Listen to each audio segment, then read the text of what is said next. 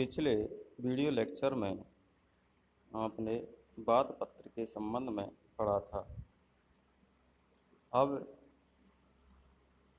इस video lecture में हम आपको दावों के प्रकार के बारे में बताएंगे।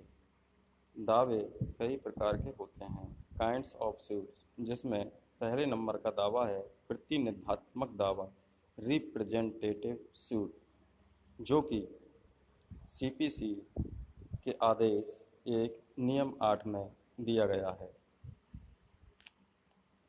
अब बात ये उत्पन्न होती है कि प्रतिनिधि कौन होता है।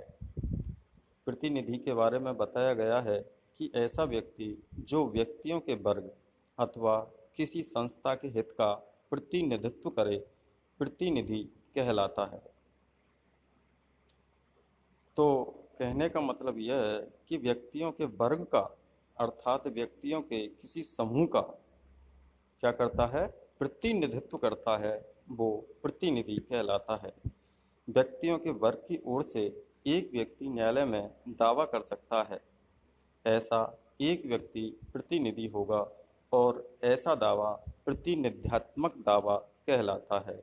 अर्थात व्यक्तियों के समूह की ओर से एक व्यक्ति के द्वारा न्यायालय के समक्ष वाद पत्र पेश करना क्या कहलाता है, प्रतिनिधात्मक दावा कहलाता है। दो या अधिक व्यक्तियों की ओर से किसी एक व्यक्ति के द्वारा दावा किया जा सकता है या दावे में प्रतिरक्षा भी की जा सकती है। ऐसे दावे को प्रतिनिध्यात्मक दावा कहते हैं। ये कहाँ दिया हुआ है? ये दिया हुआ है सिविल प्रक्रिया संहिता 1908 के आदेश 1 नियम 8 में। प्रतिनिध्यात्मक दावा के 4 मूल तत्व माने जाते हैं। इन तत्वों का होना अति आवश्यक है। पहला है 2 या अधिक व्यक्ति, दूसरा है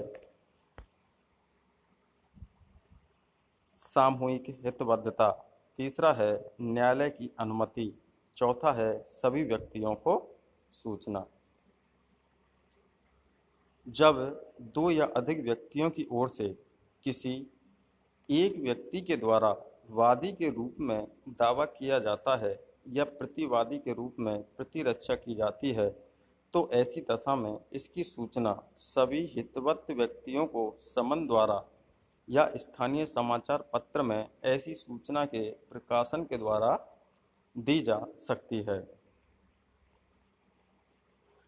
2 या अधिक व्यक्तियों की ओर से जब तक व्यक्तियों द्वारा प्रतिनिधि के रूप में दावा किया जाता है, तो यह स्पष्ट किया जाना चाहिए, अर्थात अभिवचन किया जाना चाहिए कि उसे वादी या प्रतिवादी के रूप में नियुक्त या प्राधिकृत करने के लिए आवश्यक कदम उठा लिए गए हैं। प्रतिनिधि का अब क्या कर्तव्य होता है?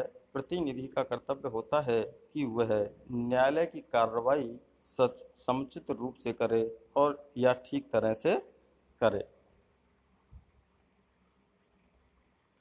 अगर न्यायालय यह पाता है कि प्रतिनिधि ठीक तरह से अपने कार्यकलाप नहीं कर रहा है, तो निर्देश दिया जा सकता है कि उस व्यक्ति को हटा दिया जाए और किसी अन्य व्यक्ति को प्रतिनिधि के रूप में नियुक्त कर दिया जाए। अब सवाल ये उत्पन्न होता है कि क्या कोई प्रतिनिधि जिसने प्रतिनिध्यात्मक दावा किया है, क्या दावे के किसी भाग को वापस ले सकता है? तो इसका आंसर है, अगर प्रतिनिधि वादी दावे को या उसके किसी भाग को वापस लेने का आवेदन करता है, तो ऐसी दशा में सभी हितबद्ध व्यक्तियों को सूचना दी जाएगी और ऐसा प्रत्याहरण, वापस लेना, प्रत्याहरण क्या होता है? वापस लेना, न्यायालय की इजाज़त से, न्यायालय की इजाज़त से ही हो सकेगा। अब सवाल ये उत्पन्न होता है, क्या प्रतिनिधि दायर किए गए मुकदमे में राजीनामा कर सकता है? तो इसका भी आंसर इसी प्रकार है कि जब न्यायालय के सामने राजीनामे का आवेदन किया जावे, तो सभी हितबद्ध व्यक्तियों को सूचना, इसको हितबद्ध व्यक्तियों को सूचना, और इसके बाद राजीनामा न्यायालय की इजाज़त से ही किया जावे। एक सहवादी दूसरे सहवादी को या एक सहप्रतिवादी दूसरे सहप्रतिवादी को अपनी ओर से अभिवचन करने के लिए प्राधिकृत कर सकता है, लेकिन ऐसा प्राधिकार लिखित या हस्ताक्षरित होना चाहिए और उसे न्यायालय में फाइल अर्थात पेश किया जाएगा। ये दिया हुआ है आपका दीवानी प्रक्रिया संहिता 1908 के आदेश 1 नियम 12 में।